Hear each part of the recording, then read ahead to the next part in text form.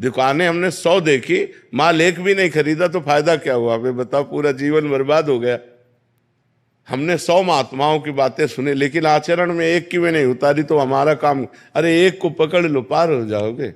100 नाव में थोड़ी चढ़ा जाता है, एक नाव में चढ़ा जाता है। प्रभु पढ़ के ना, जैसे बहुत ज्यादा साहित्य पढ़ने के बाद, किताबें पढ़ने के बाद सब गुरु बहुत अच्छे लगे। सबको देखो, हमारी बात सुनो, हमको ये देखना है कि महापुरुषों के वचनों के अनुसार हमको चलना है। अच्छा लगने से क्या हुआ? हमें हर दुकान की सामान अच्छी लगती है, हर दुकान अच्छी लगती है, लेकिन हमने खरीदा क्या? नहीं प्रभु, जैसे एक चित्त नहीं हो पाता है मन। तो खरीदना तो यही होता है ना कि हमारा चित्त एकाग्र होकर परमात्मा में लग गया। संतों के संग का मतलब क्या है? सत्संग का फल है कि परमात्मा के किसी एक नाम रूप में हमारा चित्त लगा और सब भार उन्हीं के ऊपर छोड़कर उन्हीं के भजन में लग गया। प्रभु उसको लगाने के लिए मतलब कैसे? मैं डावाडोल है मन मेरा। अब तो गाड़ी छूटने वाली है, गाड़ी छूटने वाली, होश में हो जाओ, नहीं तो गाड़ी छूटने वाली है।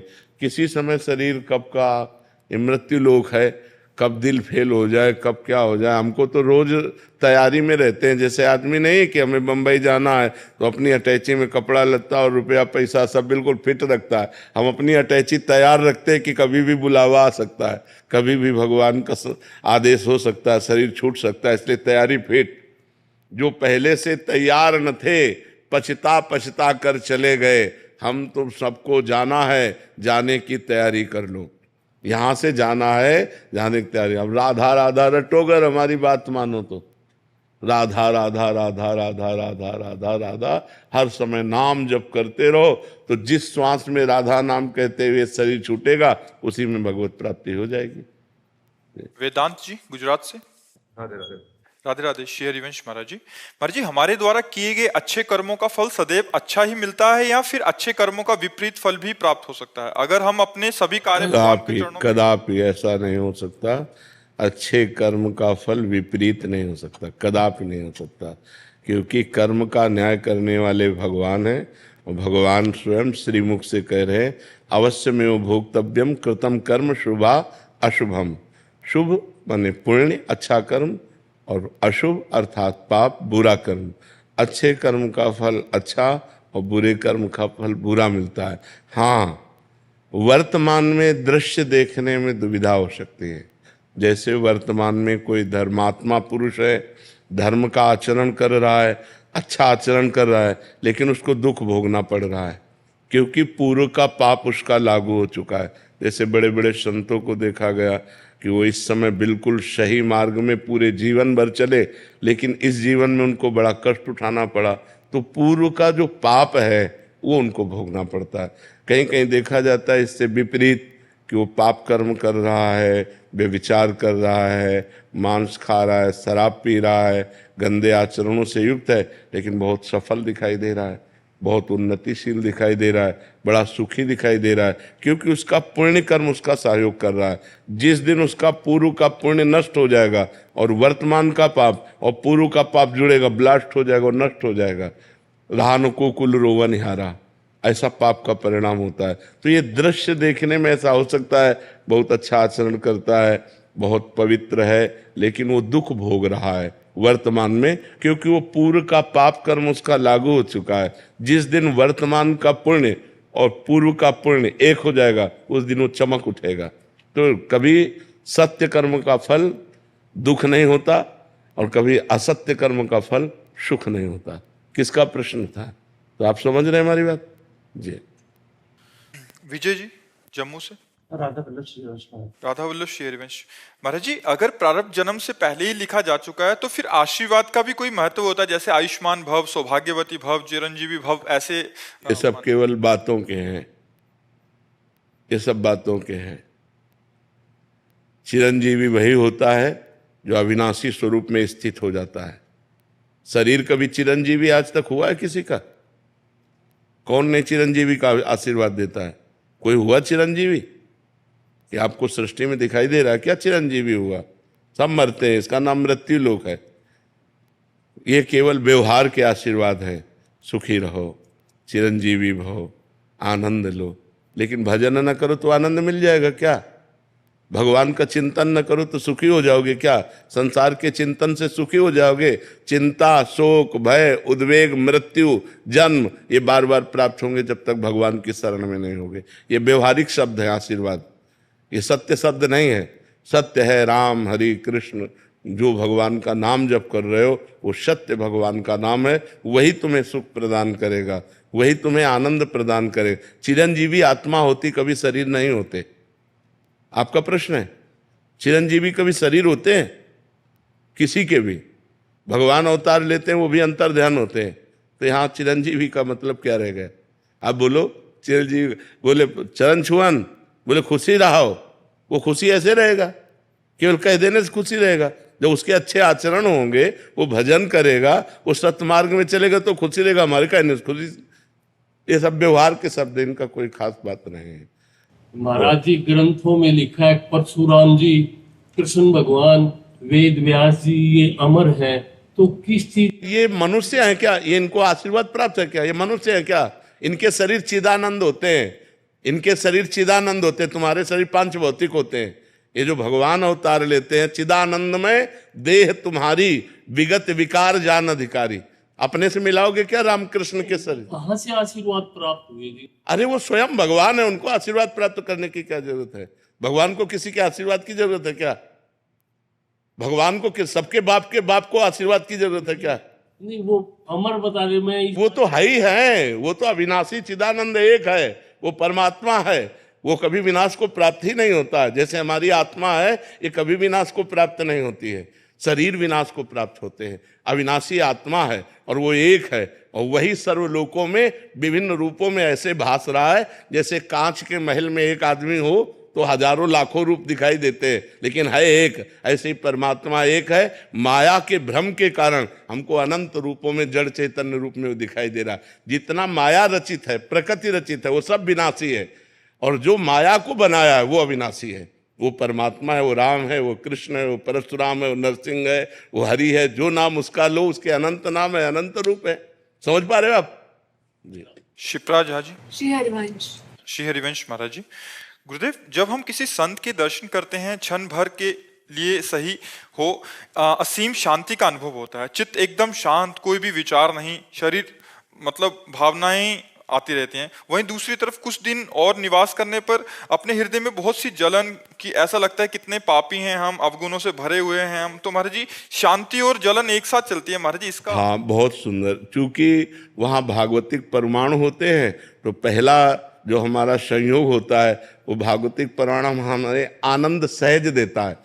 लेकिन जब हम बहुत दिन उनका संग करने लगे तब हमारे अंदर की सफाई शुरू होती है। ये जो जलन होती है वो असत आचरणों के चिंतन को बर्दाश्त न करना, ये सत्संग का फल होता है कि हाय मेरे से ऐसा क्यों हो रहा है, मेरे से ऐसी गलती क्यों हो रही, मेरे में ऐसी गंदी बात क्यों आ रही है। वो संत संग उसके हृदय को, संत संग का परिणाम है। सर्वसंग पहो हिमाम, व्रतांश यज्ञ छंदांश तीर्था नियमा यमा यथा वरुंधेत सत्संगा सर्वसंगो पहो इमाम। सत्संग सब दुर्संगों का त्याग करवा कर भगवान से प्रीति करवा देता है। तो जब हम ज्यादा साधु संग करने लगते हैं तो उसका प्रभाव हमारे हृदय में पड़ता है और हृदय जलन युक्त होने लगता है। क्यों जलता है? क्योंकि हमारे अंदर हृदय में गंदी बातें हैं, गंदा चिंतन है, गंदा आकर्षण है, गंदा वासना है। तो उसी दुर्वासना को जलाकर भस्म करके, गंदे आचरणों से मुक्त करा करके भगवान के चरणों में प्रीति और भगवत आचरण, दैवी संपदा, ये संत संग से आती है। इसलिए ऐसा होता है। संत संग के मतलब सावधानियां क्या रखें? सबसे बड़ी सावधानी हमें यह है कि उनकी आज्ञा का उल्लंघन न हो। यदि हम संत आज्ञा का पालन करते तो आज्ञा समन सुसाहिब सेवा, उनकी आज्ञा पर हम चले, सब सावधानियां अपने आप आ जाएंगी। वो जो आज्ञा कर रहे हैं, जो निषेध कर रहे हैं, ये नहीं करना चाहिए, और जो कह रहे हैं करना चाहिए, बस उसी पे आप चलो जिसमें कह रहे हैं करना चाहिए। कभी न माया छू सकती, न कभी काम क्रोध तुम्हें परास्त कर सकते हैं। अगर मनमानी की तो राई के सम चलत ही हो तो और की ओर, थोड़ी भी अपनी मनमानी की तो आपका परमार्थ मार्ग छूट जाएगा। नहीं तो माया नाम की कोई चीज ही नहीं है कि आपको परास्त कर सके, केवल भगवान ही भगवान है। जब हम गुरु आज्ञा, संत आज्ञा, शास्त्र आज्ञा का उल्लंघन करते हैं तो फिर हमें भ्रम फंसा लेता है। माया का मतलब भ्रम, भ्रम फंसा लेता है कि स्त्री में सुख है, पुरुष में सुख है, रुपये में सुख है, मान बढ़ाई में सुख है। पूरा जीवन इसी भ्रम में नष्ट हो जाता है। और जब हम सत्संग करते हैं तब ये लगता है नहीं, सुख तो भगवान में है, भगवान के नाम जपने में, भगवान की आराधना में है, सत्य मार्ग में चलने में है, संयम में चलने में है, धर्म से चलने में। ये बातें हमारी समझ में आ जाती है। सरकार बड़ी थी, आपके दर्शन लाभ की सरकार बस जिज्ञासा थी कि बस आपको निहारते रहें थोड़ी। ये तो आपका प्यार है, आपका दुलार है। सरकार अभी जो आपने कि ऐसे गुरुदेव भगवान के जीवन में कई संस्मरण हुए। एक बार गुरुदेव भगवान प्राय वृंदावन में तो ऐसे ही रमण करते, तो 2 बार उनको महाराज जी सर्प ने डसा और हम सब चिंतित भय। गुरुदेव भगवान कहे कि हमें कुछ नहीं हुआ होगा तो सर्प को होगा जा करके। ठीक है। और एक बार जे हमारे ही गुरु भाई सेवा में थे, राजभोग ठाकुर जी के हुए, तो थाल में प्रसाद आया ठाकुर जी का, तो दही में छिपकली होगी, गिर गई होगी। अब जैसी सरकार ने आरोगा तो वो एक ग्रास पाया तो वो छिपकली एकदम उछल के वहां से दही की कटोरी से गिरी। तो गुरुदेव एक बार तो विचलित तो हमको फोन लगाया कि कहाँ जल्दी आओ, ऐसे ऐसे हमको छिपकली गिरा हुआ दही पा लिया है ये। तो हम लोग चिंतित हुए, तो आसपास जो संत थे सबको बुलाया, क्योंकि गुरुदेव भगवान डॉक्टर पे विश्वास नहीं करते जय। तो फिर भी हमने प्रयास किया, हमने कहा महाराज जी कुछ तो औषधि चाहिए, क्योंकि इस प्रकार आप बता रहे हैं। उन्होंने कहा अगर औषधि चाहिए हमारे लिए चाहते हो कुछ, तो तुरंत तटीय स्थान भगो, वहां से रज लाओ, मोहनी बिहारी जी का चरणामृत लाओ, उससे बड़ी हमारी औषधि नहीं है कुछ। और पूरा जीवन सरकार उन्होंने ऐसे ही व्यतीत कर दिया, एकमात्र बिहारी बिहारी जी के आश्रित, किसी डॉक्टर पे किसी उस पर विश्वास नहीं। संयम, नियम, भजन, इनमें बड़ी ताकत होती है, इनमें भागवतिक ताकत होती है। खूब आनंद पूर्वक इसी निधि में सरकार आप अभी वर्तमान में ऐसी निधि विराजित हैं, बड़ा सुख होता है। गुरुदेव तो चिन्मय देह में, अब श्री जी की सेवा में, लेकिन आप गुरुजनों में वो बुद्धि हमारी बनी रहे, ऐसी आप कृपा दृष्टि हम पर डालें। श्री राधा, श्री राधा, श्री राधा। महाराज जी आप कह रहे हैं कि आपने बचपन में बॉडी बनाने के लिए स्टेरॉइड यूज किए महाराज जी, दवाइयाँ वगैरह, उससे महाराज जी इनका स्वास्थ्य एकदम खराब हो गया और आंतों में संक्रमण रोग आ गया, और मतलब डॉक्टरों को भी दिखाया, बट ये अभी विवाह के लायक नहीं रहे ऐसा बोल रहे हैं। पर घर वाले, परिवार वाले बहुत दबाव दे रहे हैं। मत करना, विवाह मत करना, किसी लड़की को धोखा मत देना। जब अपनी योग्यता नहीं है तो ऐसे नाटक मत करना, नहीं तो जीवन बर्बाद हो जाएगा। बॉडी बनाई कि बिगाड़ दी, आप विचार करो। बॉडी बनाने के लिए ये दवाइयों की जरूरत नहीं, ब्रह्मचर्य की जरूरत है। दंड बैठक मारो, ब्रह्मचर्य रहो, 2-4 किलोमीटर दौड़ो, पवित्र भोजन पाओ, मुर्गा मुर्गी नहीं, पवित्र भोजन पाओ। फिर आप देखो आपके शरीर में कैसा बल आता है, उत्साह आता है। तो ये जिनको भ्रम है कि हम बॉडी बना के फुला करके कुछ बलवान बनने जाएंगे, बिल्कुल नहीं। ब्रह्मचर्य से रहो, सात्विक भोजन पाओ, कुछ व्यायाम करो, आपके अंदर पर्याप्त बल आ जाएगा। जो स्वयं बल आता है वो बल होता है, ये बनावटी थोड़ी होती कि बड़े बड़े ऐसे बना लिए। वीरों की बात सुनो तो जय गिर चरण दे हनुमंता, चले सुगा पाताल तुरंता, जिम अमोघ रघुपति कर बाना, ये ही भांत चले हनुमाना, बाल ब्रह्मचारी हनुमान। तो संयम तो ये मुर्गा मुर्गी खाने से थोड़ी बॉडी बनती है, संयम से बनती है। दंड बैठक, बाल ब्रह्मचारी, भगवान का चिंतन, तो फिर उस अपार बल संयम होता है। तो अब आजकल लोग भगवान से न जुड़ करके मुर्गा मुर्गी खाकर बलवान होना चाहते हैं। भगवान परशुराम जी ने 21 बार अकेले संपूर्ण भूमंडल के राक्षसी स्वभाव वाले क्षत्रियों का विनाश किया, 21 बार घूम घूम करके अकेले फरसे से। क्यों? बाल ब्रह्मचारी। जहां देखो वहां ब्रह्मचर्य की महिमा प्रकाशित होती, तो ब्रह्मचर्य तो रहना नहीं चाहता कोई। और ये सब दवाइयां ववाइयां खा के थोड़ी बल बनता है, दवाइयां खा के बल नहीं बनता, बल बनता है संयम से, नियम से। अगर संयम नियम में रहो, नमक रोटी भी खाओ, तो आप अच्छे बलवान हो जाओगे, आपका शरीर आकर्षणकारी हो जाएगा। ब्रह्मचर्य केवल रहो तो आप देखो आजकल चेहरे में बनावट, वो लेप नहीं लगाए जाते कि चेहरा सुंदर हो। कोई सुंदरता तुम्हारी जोड़ की नहीं हो सकती यदि आप ब्रह्मचर्य रहोगे। आपका एक आकर्षण होगा, एक लावण्य होगा, एक ऐसा लगेगा मैं देखता रहूं, क्योंकि उसमें संयम है, उसमें नियम है। सहज सुंदरता जो आपको भगवान ने दी है, उसको संजो, आप ब्रह्मचर्य से रहो, संयम से रहो, पवित्र, अगर गृहस्थ हो तो थोड़ा संयम नियम धारण करो और पवित्रता से, तो आपका जीवन अच्छा रहेगा। वैसे देखो जवान आदमी बता रहा खुद कि हमारा सब सिस्टम खराब हो गया शरीर का। तो ऐसे आजकल के जो ये पाउडर चल रहे हैं, इन चीजों को मत खाओ। अपने गाय बांधो, भैंस बांधो, उसके दूध खाओ और दंड बैठक मारो, ऐसे पुष्ट बनो। ये सब फालतू चीजें खाकर बोले बचपन में हो गई गलती। हाँ, अब तो पूरा जीवन बर्बाद हो गया। तो ब्याह तो करना मत ही प्रभु। जब आप खुद अनुभव कर रहे हैं कि आप उस योग्य नहीं, तो ब्याह मत करना। किसी लड़की के जीवन को बर्बाद मत करना, नहीं आपका जीवन बर्बाद हो जाएगा, आप परेशान हो जाएंगे। माता पिता को स्पष्ट बता दीजिए, उसमें मतलब संदेह मत रखिए। महाराज जी, मेरी उम्र अभी 12 वर्ष की है केवल। मेरे मित्रों ने मुझे गलत कार्य करने सिखा दिए महाराज जी। अब मैं उन्हें छोड़ने का प्रयास कर रहा हूँ, किंतु छोड़ नहीं पा रहा। अब इस अवस्था में क्या गलत कार्य हो सकता है? बहुत हस्तमैथुन हो सकता है। हस्तमैथुन ना, हाँ, क्योंकि इस अवस्था के बच्चों को ये बहुत ज़्यादा पीड़ा पहुंचा रहा है। आप जैसे बच्चे बहुत हमारे सामने आ चुके, तो हमको अनुमान लगता है कि छोटे छोटे बच्चे ये मोबाइल से या अपने मित्रों से क्रम बाय क्रम सीखकर इस रोग के ऐसे शिकार हो रहे हैं कि तभी हमने कहा इसका कोई वैक्सीन, हाँ, ऐसा कोई तैयार नहीं हुआ कि इसको लगा दे उसके मन से हट जाए। तो पर औपछा इसमें किसी दूसरे के सहयोग की जरूरत नहीं होती, अपने हस्त क्रिया है, अपने हाथ के द्वारा है। और छोटे छोटे बच्चों को और कोई सुख का साधन लगता नहीं, वो दिन में कई बार करना सीख जाते हैं, जिससे उनका जीवन ही बर्बाद हो जाता है। जैसे गेहूं की फसल है और गलेथ पे हो, गलेथ कहते हैं बाली निकलने को, और फिर उसे काट लो तो ना सही भूस निकलेगा, दाना तो एक आएगा ही नहीं। ऐसे अभी ये बच्चे हैं, अब ना इनका वीर परिपक्व हुआ है, ना इनकी बुद्धि परिपक्व हुई, हस्तमैथुन में चले गए तो आगे चलकर डिप्रेशन में पहुंच जाएंगे। इनकी बुद्धि भी गिर जाएगी, इनका शरीर भी गिर जाएगा और एक गृहस्थी लायक नहीं रहेंगे। नस नाड़ियां सामर्थ्य खो देती है। बहुत बड़ी हानि है जो इन नवीन बच्चों में गलत आचरण पहुंच रहा है, बड़ा कुसंग फैल रहा है।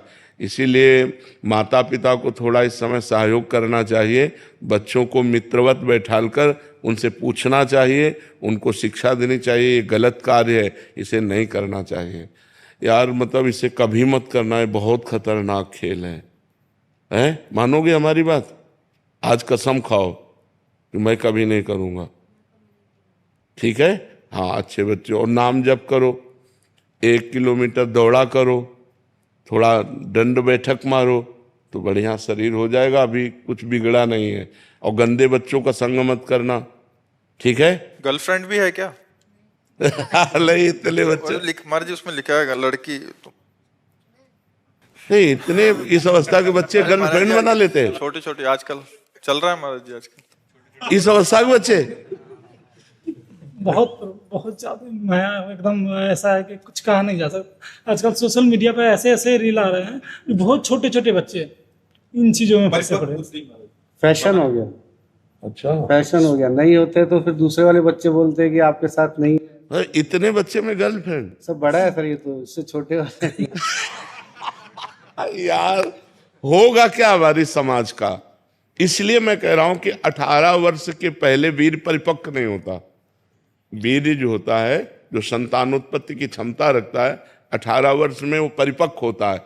अब जैसे 18 वर्ष बाद ब्याह हो जाए तो उसका जीवन बर्बाद नहीं होगा, लेकिन 18 के पहले यदि हो तो वो कच्चा वीर उसकी सब नस नाड़ियों को निचोड़ देता है, उसकी हड्डियों तक का पावर नष्ट हो जाता है, वो मतलब संभलने लायक नहीं रहते। इसीलिए आगे चलकर जवान जब बच्चे होते हैं तो फिर उनकी जो मानसिकता होती है इतनी कमजोर हो जाती है, छोटी छोटी बात में करने के लिए सोच लेना, छोटी बात में इतना निगेटिव सोच लेना कि अपनी माँ को मार देना, पिता को मार देना।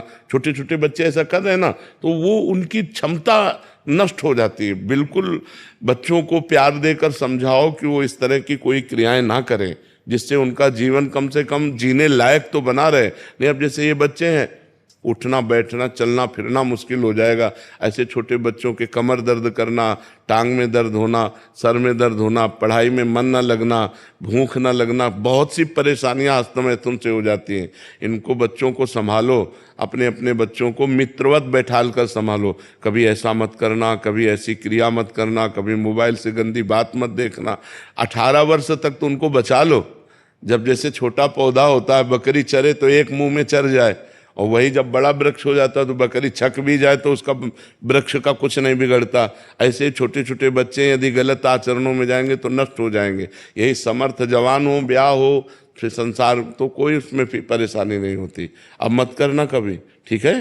अच्छे बच्चे बनो। गलत संगति हो बच्चों की तो कैसे संभालें? हाँ, अब यही तो आज का वातावरण इतना गंदा होता जा रहा है कि हम इस बात में सबसे ज़्यादा चिंतित हैं। ये जो समाज में गंदगी फैल रही है, ये बहुत व्यभिचार, मतलब दिमागों में केवल भर गया है। खाने को मिले, रुपया मिले और भोग मिले, बस इतना ही जीवन रह गया है। और जो मोबाइल चल गया है आजकल, मोबाइल में सब देखते हैं, बैठ सब देखते रहे। हाँ, कल चला रहा है यहाँ पर। घंटे हाथ में रहता है महाराज जी मोबाइल। हाँ, बिल्कुल बिल्कुल। सबसे बड़ी बात है कि आपके वीडियो देख के लोगों को जानकारी हुआ कि ये गलत है। हाँ, आज के डेट में ये बच्चा अपनी बात किसी को नहीं बता पाता। बिल्कुल। हाँ, बिल्कुल ठीक बात है। उसके वीडियो देख के बहुत लोगों को सुधार, कम से कम हाँ, उसकी हिम्मत तो इतनी आई कि अपनी, बहुत सारे लोग सुधर रहे हैं। हाँ, जो आपकी कृपा। नहीं, भगवान सब पर कृपा करते हैं। इस भगवान विषय पे कोई पूर्ण रूप से बोलता नहीं है महाराज जी, क्योंकि इसको एक शर्मिंदा करने वाला एक विषय माना जाता है महाराज। अब जैसे कल एक बहन थी, वो बोल रही थी, हम अपने पति से नाराज होकर दूसरे पुरुषों का भोग करती हूँ। जब आपका वीडियो देखा तो लगा ये पाप है, हृदय में जलन हो रही, अब क्या करूँ? हमको छोड़ दो, गंदी बातें छोड़। मतलब लोगों को क्या है, इतना भी ज्ञान नहीं कि मैं ये गलत कर रहा हूँ। की कृपा से बहुत लोगों को ऐसे ऐसे ज्ञान मिले हैं ना, जो उनको लगता ही नहीं था कि हम पाप कर रहे हैं। हाँ, बिल्कुल बिल्कुल। क्योंकि अज्ञान अंधकार में बहे लोग चले जा रहे हैं, तो जब उनको पता चलता है कि मैं गलत कर रहा हूँ, ठीक बात है, भगवान सब पर कृपा करें, सबकी बुद्धि शुद्ध हो।